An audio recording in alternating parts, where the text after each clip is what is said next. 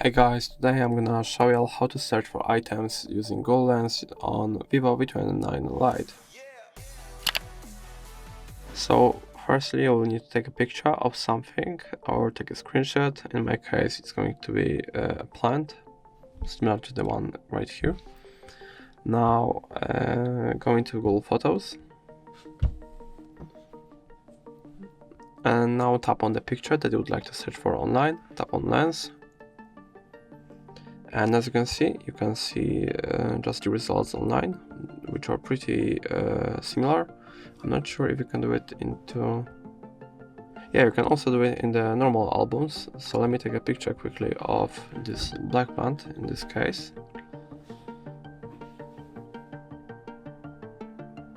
Right, I have it. So let's go into albums.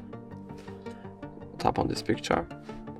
Now tap on the three dots in the bottom right corner, tap on Google Lens, and it's going to show me results online again. So yeah, that's going to be all.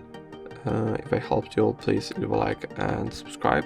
And if you have any more questions, let us know in the comments.